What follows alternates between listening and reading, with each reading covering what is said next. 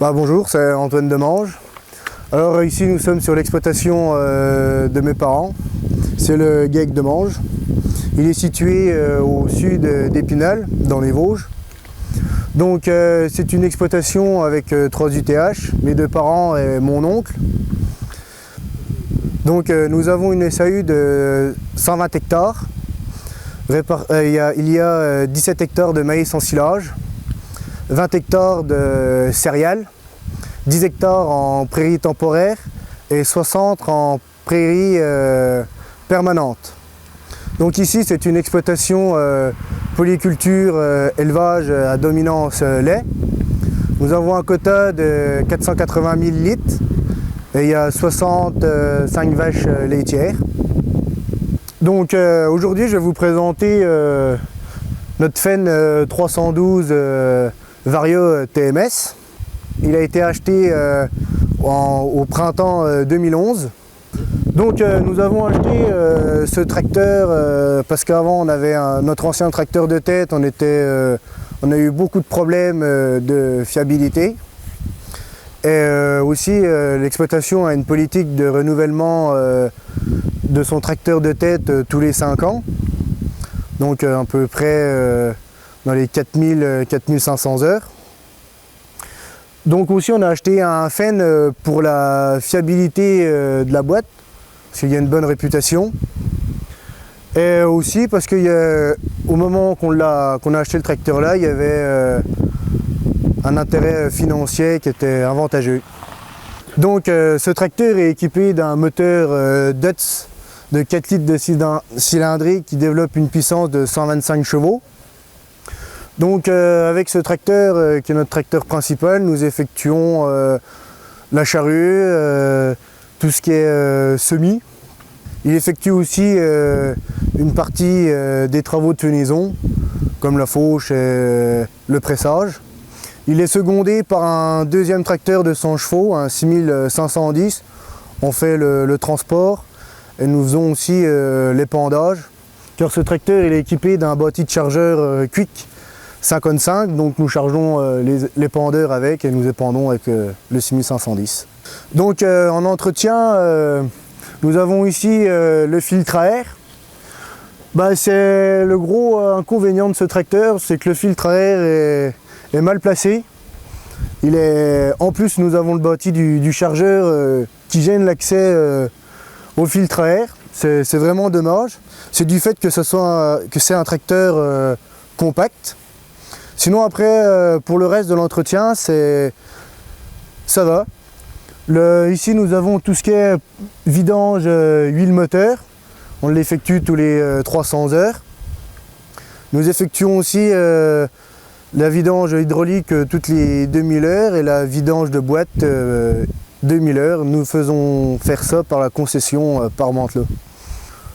Sinon, pour souffler les radiateurs, on a des petits caches qu'on démonte.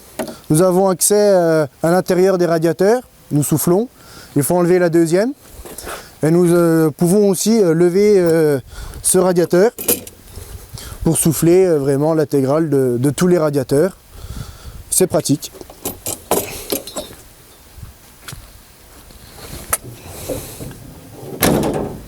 Donc en pneumatique avant, nous sommes équipés en 480 65-24 et à l'arrière nous sommes équipés de pneus de 540 65-38. Donc nous avons pris ces pneus parce que c'est le tracteur qui effectue les semis pour éviter de tasser les sols. Petit bémol, c'est qu'on trouve qu'ils usent quand même assez vite quand on fait de la route. Ils sont en point en avantage, c'est qu'ils sont très confortables quand on utilise le tracteur. Donc en option, nous avons pris le toit vitré. On l'a pris pour empiler les bottes avec le chargeur. C'est le tracteur là qui rentre toutes les bottes de l'exploitation, paille, foin, puis nos bottes d'enrubanné. Donc on a pris le toit vitré. C'est peut-être une option un peu coûteuse, mais c'est pratique pour la visibilité.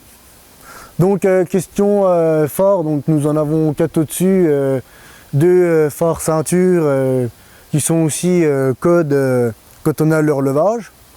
Nous avons deux gyrophores, bon, on les met pour tout ce qui est déneigement. Et nous avons aussi 6 phares à l'arrière, dont 2 sur les ailes et 4 au-dessus de cabine. On utilise peu les tracteurs de nuit. De temps en temps, ça nous arrive. Bon, bah, on voit plutôt bien. C'est un avantage. En capacité de relevage, nous avons 5,6 tonnes. Nous avons 3 distributeurs doubles. C'est des distributeurs mécaniques. En pompe hydraulique, en fait, le tracteur il est équipé de 2 pompes hydrauliques. Nous avons une pompe de 40 litres et une de 38 litres. Elles sont à tandem. On appuie sur un bouton dans la cabine et on a les 2 pompes qui s'accumulent. Donc on a un débit plus élevé. On l'utilise principalement sur le chargeur.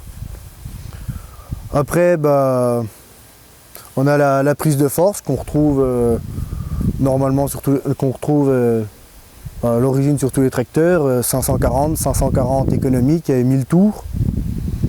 Nous avons la cabine suspendue qui est très confortable quand on fait des heures de tracteur.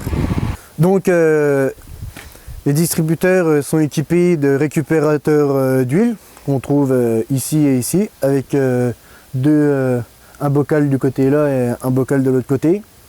Par contre, l'inconvénient, c'est que le chanfrein qui se trouve ici n'était pas assez découpé et le tuyau était pincé, donc ça faisait des bouchons. L'huile remontait et polluait tout le système hydraulique du tracteur. Donc on a refait une petite réouverture et depuis, le problème est réglé. Donc nous voilà à l'intérieur du tracteur. Donc on a sur notre côté, nous avons tout ce qui est jaune, c'est la prise de force. Tout ce qui est vert, on a là pour couper la suspension, remettre la suspension, blocage et pont avant. Tout ce qui est en orange, c'est tout ce qui est moteur et vitesse. Et là, c'est pour aller dans le menu du tracteur, parce qu'il y a un menu pour programmer les vitesses, tout ça. Là, ici, nous avons la commande, le joystick. Bon, c'est une boule avec la vitesse 1-2 qu'on a réglée dans le tableau de bord. Après ici on retrouve nos 3 distributeurs, donc 2 distributeurs en croix et un distributeur normal. Ici nous avons l'horlevage pour monter et pour baisser. Ici nous avons pour régler l'horlevage. Là nous avons pour terrer la charrue, terrage forcé. Et là c'est notre bouton pour mettre en tandem les 2 pompes qu'on disait tout à l'heure. Et là c'est pareil, on a tout ce qui est réglage du relevage pour la rapidité et tout ça.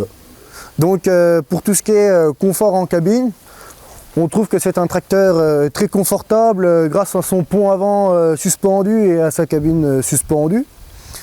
Bon, le gros inconvénient de cette cabine, c'est l'accès en cabine qu'on trouve trop étroit. C'est le seul inconvénient. Sinon, quand on est dans la cabine, c'est vraiment très confortable. Alors, ce tracteur est équipé d'un réservoir de 210 litres. Donc nous, ça nous suffit largement pour tous les travaux qu'on a effectués. C'est un avantage qu'on peut trouver sur ce tracteur. On a une grande autonomie en gasoil.